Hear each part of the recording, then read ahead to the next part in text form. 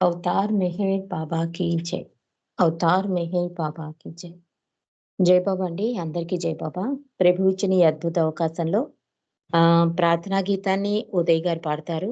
Book reading అనంతరం హారతికి సుశీల వెంకటరావు గారు రెడీగా ఉండాలి. అవతార్ మెహర్ బాబాకి జై. ఉదయ్ గారు స్టార్ట్ చేయండి. జై బాబా. జై బాబా. అవతార్ మెహర్ బాబా की जय. नमो मेहर बाबा अवतार नमो देव देवा. प्रभु नमो मेहर बाबा अवतार नमो देव देवा. अपार दिव्या कृपा सागर अपार दिव्या कृपा सागर सकल चराचर जगदुद्धार सकल चराचर जगदुद्धार नमो मेहर बाबा अवतार नमो देव देवा.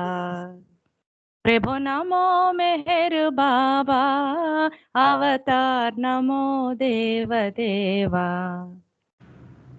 जोहारुलिवे श्री मेहर बाबा जोहारुलिवे श्री मेहर बाबा. महिनि जनिंचिन मानव रूप महिनि जनिंचिन मानव रूप इह परानंद जीवनमेव इह परानंद जीवनमेव. भव भय भंजन परम पावन भव भय भंजन परम पावन. नमो मेहर बाबा अवतार नमो देव देवा. प्रभु नमो मेहर बाबा अवतार नमो देव देवा. అజ్ఞానాంధతాంతము చేసి అజ్ఞానాంధతాంతము చేసి దివ్య విజ్ఞాన దృష్టిను సంగి దివ్య విజ్ఞాన దృష్టిను సంగి హరిషడ్వర్గము అంతరింపగా హరిషడ్వర్గము అంతరింపగా అవ్యయ మోక్షం అనుగ్రహింపు అవ్యయ మోక్షం అనుగ్రహింపు. నమో మెహర్ బాబా అవతార్ నమో దేవ దేవా. प्रभु नमो मेहर बाबा अवतार नमो देव देवा. जय मेहर बाबा जय जय मेहर बाबा जय जय मेहर बाबा जय जय मेहर बाबा जय जय मेहर बाबा जय जय मेहर बाबा जय जय मेहर बाबा जय जय मेहर बाबा जय जय मेहर बाबा जय जय मेहर बाबा जय जय मेहर बाबा जय जय मेहर बाबा जय जय मेहर बाबा जय जय मेहर बाबा जय. अवतार मेहर बाबा की जय. జై బాబా అండి. ఉదయ్ గారు ప్రార్థనా గీతంతో ఈ రోజు ఈ సహవాసం ప్రారంభించినందుకు జై మెహర్ బాబా. మనం గత కొన్ని రోజులుగా సత్య సంపద అనే పుస్తకంలోని అద్భుత విశేషాలను మనం తెలుసుకుంటున్నాం. సోదరులు పెద్దలు రామకృష్ణయ్య గారు ఈ పుస్తకం గురించి ఏమంటారంటే, ఈ గ్రంథం ద్వారా ప్రేమికులకు అంటే పాఠకులు వారి జీవితంలో తారసపడే సమస్యలకు మండలి వారిచే చెప్పబడిన బాబా సూచనలు మార్గదర్శకత్వం చేస్తాయని, పాఠకులు దాని లాభాన్ని పొందాలని ఆకాంక్షిస్తున్నానంటారు. అంటే ఎంత అద్భుతమైన పదము అంటే అది నిజంగానే ఒక్కొక్క అధ్యాయంలో ఒక్కొక్క విషయం మనకి ఒక పాఠంగా, ఒక భగవంతుని దరి చేరే మార్గంగా, ఒక సూచనగా, ఒక హెచ్చరికగా అట్లా ప్రతి అధ్యాయం కూడా మనకి పరిచితమవుతూ ఉంటుందండి. అంటే ఇవి బాబా మాటలని మండలి ద్వారా తెలుసుకుని రుస్తుంబి ఫలహాటి రియల్ ట్రెజర్ అనే పుస్తకంలో రాసిన ఈ సంగతులని తెలుగులో అనువాదం చేశారు పెద్దలు టి రామకృష్ణయ్య గారు. మనం చాలా మటుకు అంటే కొన్ని అధ్యాయాల్లో మనం తెలుసుకున్నది ఏంటంటే, అసలు ప్రార్థనలు ఎవరి కోసం చేయాలి, ఎందుకోసం చేయాలి తెలుసుకున్నాం. అంటే ఇతరుల కోసం ప్రార్థన చేస్తే అది వారికి నీకు కూడా మంచిదవుతుంది. అలాంటి ప్రార్థనలు చెయ్యి అనే బాబా విషయాన్ని సంస్మరణ మాత్రమే పరిగణింపబడుతుంది. అంటే నామస్మరణ ఒక్కటే ఆయన్ని గుర్తుంచుకోవడం తప్ప మిగిలినదేది పరిగణలోకి రాదు అన్న బాబా విషయాన్ని, ఆ బాధే మేల్కొల్పే పిలుపు. అంటే బాధలు, కష్టాలు ఇవన్నీ కూడా మన హృదయంలో ఉన్న భగవంతుని మేలుకొల్పడానికే వస్తాయనే భావనతోనే బాధ ఏదైనా అది భగవంతుని చేరే మార్గమైతే అది ఒక రకంగా మేలుకొలిపే అన్న బాబా విషయాన్ని, దివ్యేచ్ఛ అంటే, అంటే దైవ దైవే దేవు దైవా దైవ ఇచ్చని అంగీకరించకుండా దేవుణ్ణి ప్రేమించలేవు అంటారు బాబా. అలాగా దైవం యొక్క ఇచ్చ ఏమిటో మనం తెలుసుకున్నాం దివ్యేచ్ఛ వలన. అలాగే కర్మ మరియు కృప ఈ 2 కూడా ఎలా నడిపిస్తాయి అన్నది కూడా మనం తెలుసుకున్నాం. సత్యం గెలిపిస్తుంది, ఆహ్లాదాన్నిస్తుంది. అది అబద్ధమైనా కూడా ఒకరి ఆనందం కనుక ఉంటే కనుక అది అబద్ధమైన సత్యమన్న విషయాన్ని, అదే గెలిపిస్తుందన్న విషయాన్ని, అది ఆహ్లాదాన్ని కూడా కలిగిస్తుందన్న విషయాన్ని కూడా మనం తెలుసుకున్నాం. అలాగే సత్యం చెప్పడంలో సమయస్ఫూర్తి. అంటే ఆ సత్యం చెప్పడంలో నువ్వు కొంత సమయస్ఫూర్తి అది అది వాడమని చెప్పన్న సంగతి కూడా మనం తెలుసుకున్నాం. అది తాజ్‌మహల్ చూడడం, అది హోటల్‌కెళ్ళడం, ఆఖరికి తాజ్‌మహల్ చూశానని వాళ్ళ అమ్మమ్మ గారితో ఆ మనవరాలు చెప్పడం ఇవన్నీ చాలా అద్భుత విషయాలండి. అంటే ఒక మాయా ప్రపంచంలో ఉన్న మానవుడు ఎంత తెలివితేటలుగా, ఎంత సమయస్ఫూర్తిగా, ఎంత హృదయ ఆరాధనతో భగవంతుని దరి చేరగలడో ఒక్కొక్క అధ్యాయంలో మనకి తెలియజేస్తూ ఉంటుంది. మొన్నటి రోజు ఆహ్, ఒక్క విషయం, ప్రయత్నించిన ఆపి స్మరించండి అన్నారు. అంటే మనం అందరం అంటూ ఉంటాం. ప్రార్థన చేద్దాం అనుకుంటున్నామండి. టైంకి కుదరట్లేదు. బాబా విషయాలు విందాం అనుకుంటున్నాం కుదరట్లేదు. ఇలా అంటాము. అసలు పనికి రాదు అని చెప్పారు నానాకేరు. ఎందుకంటే నిరాకారుడైన భగవంతుడు సాకారుడై మన కోసం త్యాగమయ జీవితాన్ని గడిపి ప్రతిసారి కూడా తన కోసం జీవించక మన కోసమే తన జీవితాన్ని మొత్తం త్యాగమయం చేస్తాడు భగవంతుడు.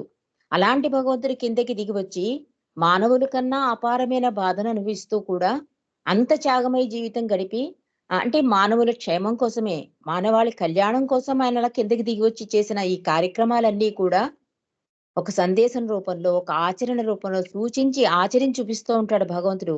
అలాంటి భగవంతుడిని ప్రయత్నిస్తాను కాదు సంస్మరించాలి అంటే, స్మరణలోనే ఆయనతోనే ఉండాలి అని నానాకేర్ అన్న విషయం.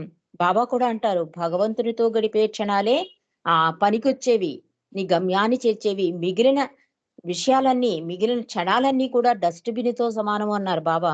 కాబట్టి భగవంతునితో గడిపే జీవితం, భగవంతుని మీద ఆధారపడే జీవితం, భగవంతుని గుర్తుకు తెచ్చుకునే జీవితం. ఇలాంటి జీవితమే అసలైన జీవితం. ఇలాంటి జీవితాన్నే గడపమన్న విషయాలు. ఇలాంటి అద్భుత విషయాలన్నీ కూడా ఈ సత్య సంపదలో మనం తెలుసుకుంటున్నామండి. అంటే మన అదృష్ట భాగ్యం మన బాబా ప్రేమికులకి ఈ ఆన్‌లైన్ స్కైప్ అన్నది ఒక అద్భుత వరప్రసాదము అంటాను నేనెప్పుడూ కూడా. ఎందుకంటే మార్నింగ్ నుంచి నైట్ 10:30 అంటే పడుకునే వరకు ప్రభువుని అది గుళ్ళలోనూ వాటిలో చూడండి హారతిలిచ్చేసి పడుకోపెడతారు ఆయన్ని. అలాగా ఆయన్ని నిద్రలోకి మనం కూడా నిద్రలోకి ఆయన్ని స్మరించుకుంటూ హాయిగా నిద్రపోయే భాగ్యం మనింట్లోనే ఎక్కడికి వెళ్ళకుండా కలిగే భాగ్యాన్ని ఈ ఆన్‌లైన్ స్కైపుల ద్వారా బాబాని స్మరించుకుంటూ, బాబాని గుర్తు చేసుకుంటూ, బాబా విషయాలు తెలుసుకుంటూ పరవశించి పరమానంద పొందుతున్న మన ప్రేమికులందరం కూడా అదృష్ట భాగ్యశాలులం. మరి ఈ సత్య సంపద కూడా అలాగే పనికొస్తుందని చెప్తున్నారు రామకృష్ణయ్య గారు. ఒక మార్గదర్శకత్వం చూపిస్తుంది. నీ సమస్య ఏదైనా ఉంటే కూడా పరిష్కారం అయ్యే వెంపు కూడా ఇది సూచనగా పనికొస్తుందని చెప్పి ఈ పుస్తకం ద్వారా రామకృష్ణయ్య గారు చెప్తున్నారు. అలాంటి అద్భుత పుస్తకాన్ని చదువుకునే భాగ్యాన్ని ఇచ్చిన మెహర్ ప్రభుకి మరొక్కసారి కృతజ్ఞతలు తెలుపుకుంటూ ఈ రోజు అధ్యాయంలోకెళ్దామండి. మణి చెప్పిన నీరో వుల్ఫీ కథ.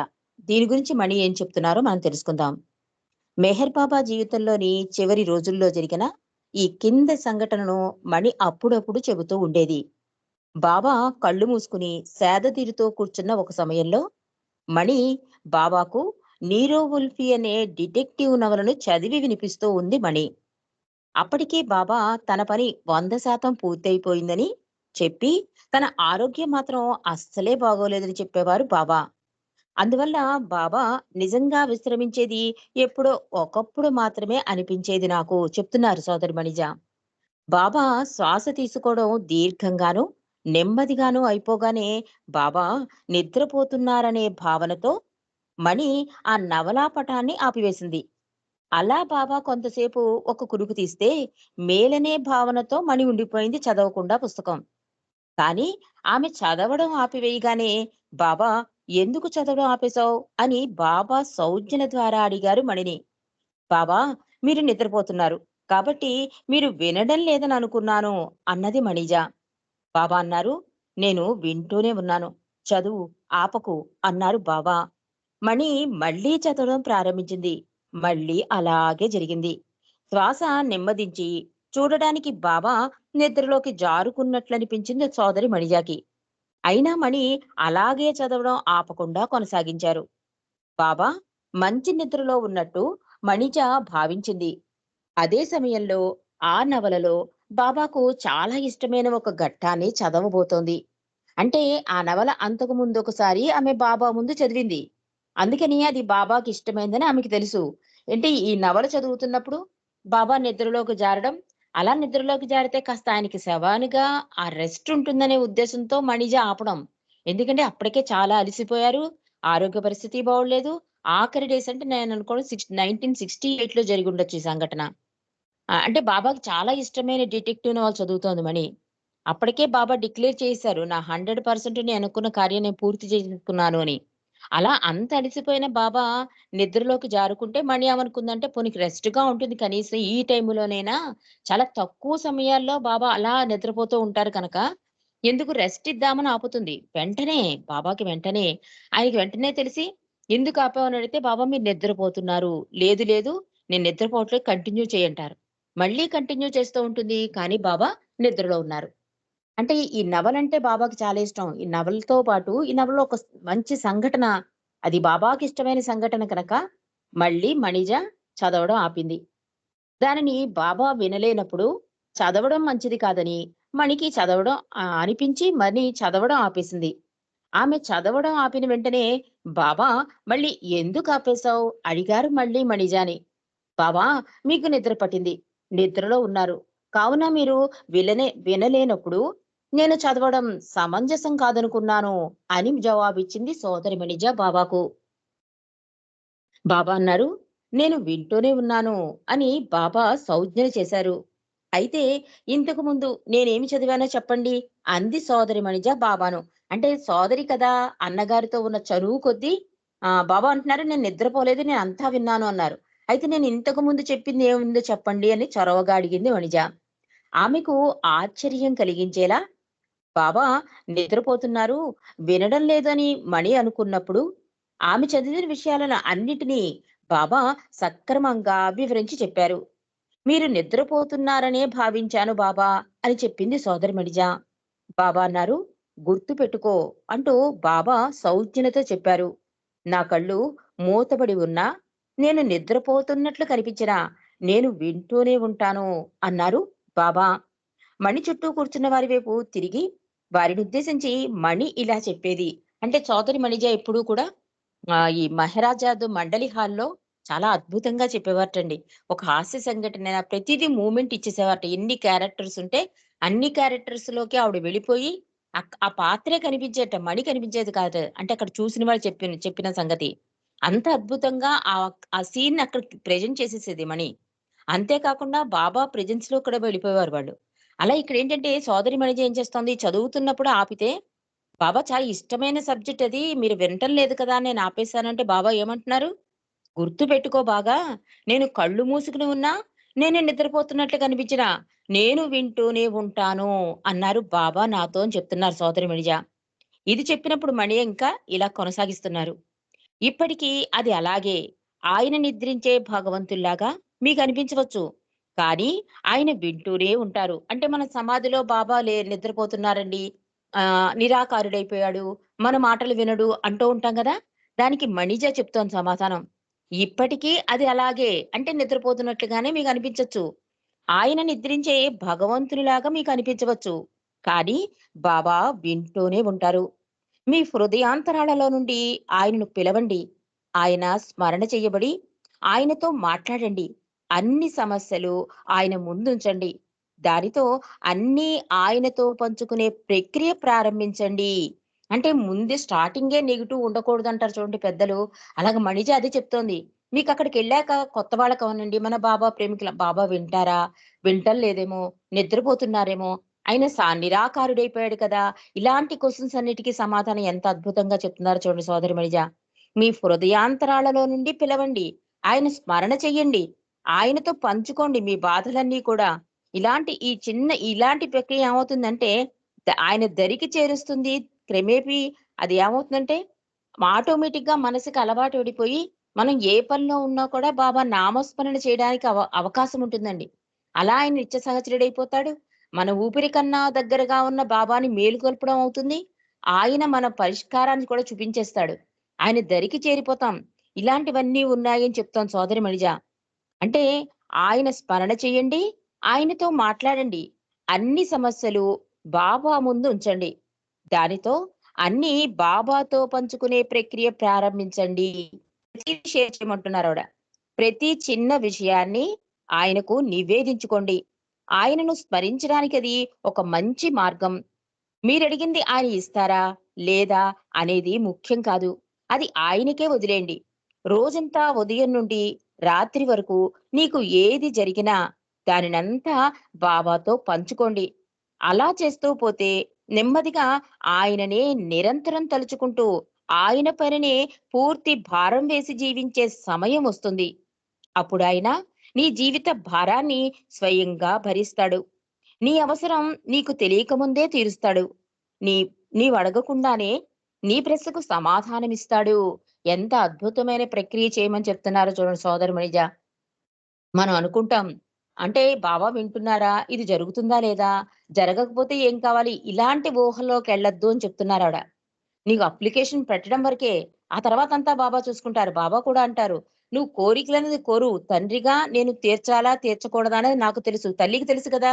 చిన్న పిల్లాడు చూడండి మంట అడిగితే 2 కొట్టి ఇవ్వకుండా చేస్తుంది. దానివల్ల హాని కలుగుతుందని తల్లికి తెలుసు. పిల్లాడికి తెలీదు. అలాగే తండ్రి భగవంతుడికి మనకేది ఇస్తే మన జీవిత గమ్యం, లక్ష్యం త్వరితగతం అవుతుంది, ఆ దరికి చేరగలమో చూసి ఇస్తాడు. అందుకే బాబా అంటారు, "మీరడగండి. కానీ అలాగే తీరాలి. అంటే మీ కోరిక మీరు ఎలా తీరాలని అనుకుంటున్నారో, అలాగే తీరాలని మాత్రం కోరవద్దు" అంటారు బాబా. ఆ కోరిక ఎలా తీరిస్తే నీ గమ్యం చేరువవుతుందో, నీకేది మంచిదో, ఏది చెడ్డదో నాకన్నీ తెలుసు కనుక నాకే వదిలిపెట్టండి అంటారు బాబా. ఇక్కడ సోదరి మణిజ కూడా అదే అంటున్నారు. ఆయన పైననే పూర్తి భారం వేసి జీవించే సమయం వస్తుంది. ఎలాంటి సమయం వస్తుంది? ఎప్పుడూ మన నిరంతర నామస్మరణ, మన బాధలన్నీ ఆయనకి చెప్పుకోవడం, ఆయన మీదే ఆధారపడి జీవించడం, ఆయన కోసమే జీవించడం. ఇలాంటి జీవితాన్ని జీవించడం వల్ల ఏమవుతుందంటే, ఇంక పూర్తి భారం ఆయన మీదే అన్నమాట. అప్పుడాయన నీ జీవిత భారాన్ని స్వయంగా భరిస్తాడు.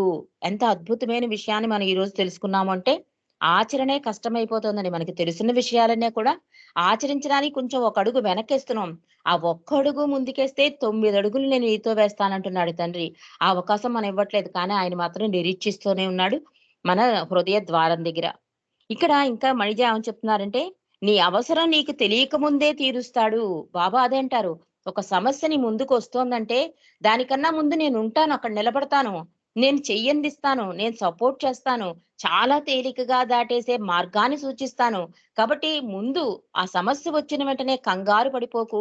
నా మీదే ఆధారపడు అనడానికి కారణం, ఆ సమస్య దగ్గరికే ముందెళ్లి ఆయన నించుంటాటండి. బాబా అదే అంటారు.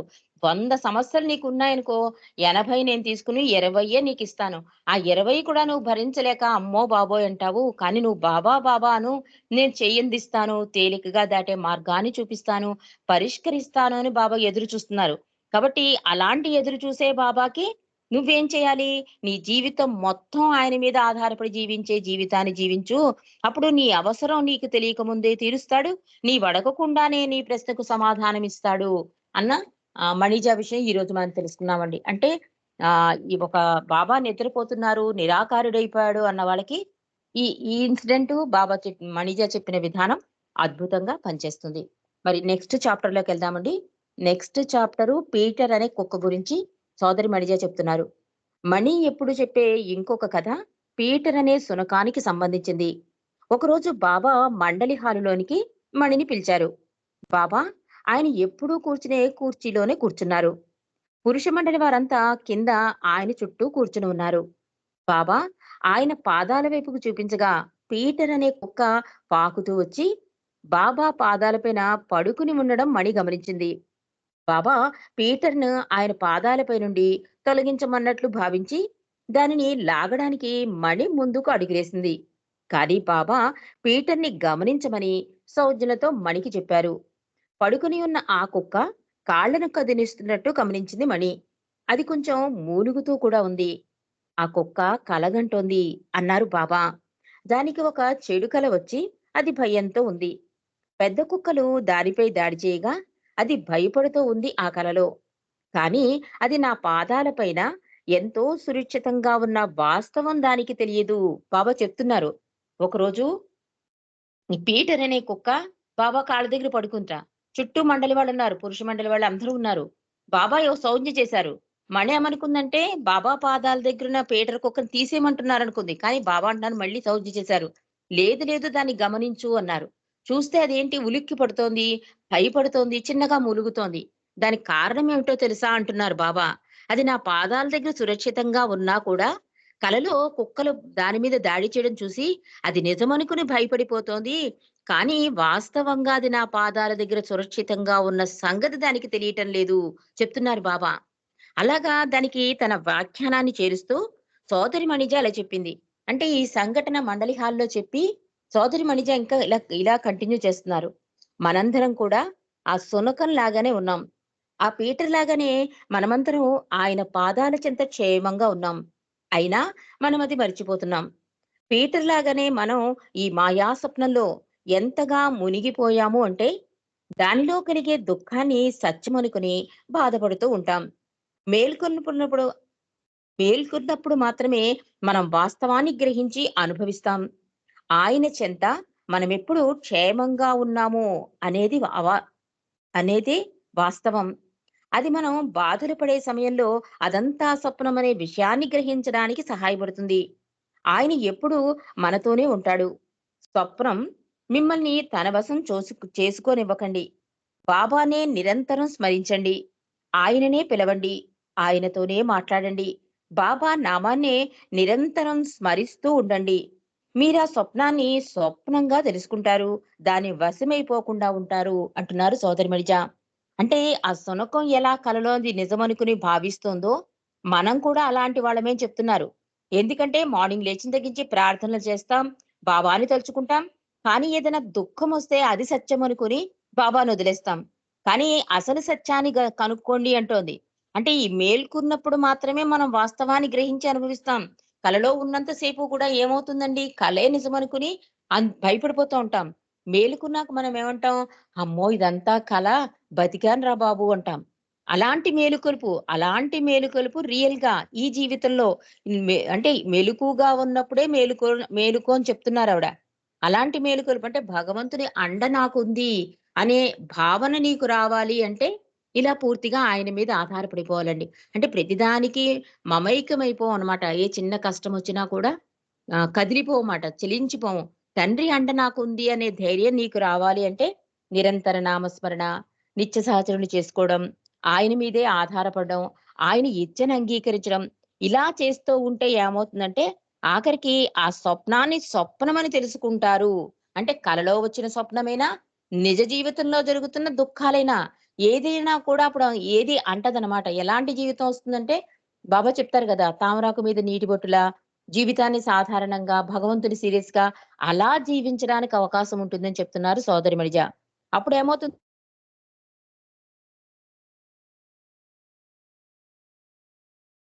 జయపాపండి. అప్పుడు నువ్వు ఈ దేనికి ఒక కలకే కాదు, జీవితంలో జరిగే ఏ సంఘటనకి కూడా వశమైపోవు. తండ్రి పాదాల దగ్గర ఉన్నాననే ధైర్యంతో జీవితాన్ని ముందుకు తీసుకెళ్ళగలుగుతావని చెప్తున్నారు సోదరిమణిజ. మరి ఇక్కడితో ఈ అధ్యాయం ముగిసిందండి. రేపు పెట్టెను ఇంజన్‌కు తగిలించండి అన్న బాబూజీ విషయాన్ని కూడా తెలుసుకుందాం. ఇవన్నీ కూడా మనం నిరంతరం ఆచరణలో పెట్టడానికి ఆ బాబా మీద ఏకాగ్రత వహించడానికి మనం ఈ బుక్ చదువుకుంటున్నాం అనే విషయాన్ని కూడా మనం గ్రహించి ఆయన ప్రేమకు పాత్రులమవ్వడానికి ప్రయత్నం అనేది చేద్దామండి. అవతార్ మెహర్ బాబా కీ జై. ఇప్పుడు ప్రభువుకు హారతి ఇవ్వాల్సిందిగా సుశీల వెంకట్రావు గారిని కోరుతున్నాను. జై బాబా అండి సుశీల్ గారు. జై బాబా, జై బాబా, జై బాబా. మనసు హారతిదే, మనసు హారతిదే, మనసు హారతిదే, महिमान्वित मंगल चरणा मेहरु बाबा प्रेममया నీవే మాకు సర్వమయా మనసు హారతిదే మనసు హారతిదే శ్రీకరమౌని సుందర రూపం శుభకరమౌ ఆనంద స్వరూపం శ్రీకరమౌని సుందర రూపం శుభకరమౌ ఆనంద స్వరూపం విమల దయా గుణ ప్రేమ స్వరూపం విమల దయా గుణ ప్రేమ స్వరూపం నిరుపమ తేజో విలసిత సత్య స్వరూపం మేహరు బాబా ప్రేమమయా నీవే మాకు సర్వమయా మనసు హారతిదే మనసు హారతిదే నీ సేవే మాకిహము పరము నిన్ను సేవించే జన్మే ధన్యం నీ సేవే మాకిహము పరము నిన్ను సేవించే జన్మే ధన్యం నీ చరణములే శరణం శరణం నీ చరణములే శరణం శరణం జీవిత పరమావధి నీ సన్నిధి కాదా మేహరు బాబా ప్రేమమయా నీవే మాకు సర్వమయా మనసు హారతిదే మనసు హారతిదే మానస చోరా మదిగై కోరా శాశ్వతమౌని దరిరా నీరా మానస చోరా మదిగై కోరా శాశ్వతమౌని దరిరా నీరా అంజలితో మా మనసులు నీకు అంజలితో మా మనసులు నీకు హారతి చేశాము నేడు మౌన స్వరూప మేహరు బాబా ప్రేమమయా నీవే మాకు సర్వమయా మనసు హారతిదే మనసు హారతిదే మనసు హారతిదే మహిమాన్విత మంగళ చరణ మేహరు బాబా ప్రేమమయా నీవే మాకు సర్వమయా మనసు హారతిదే మనసు హారతిదే అవతార్ మెహర్ బాబా की జై జై బాబా మహారాజ్ని అందరికీ జై బాబా అండి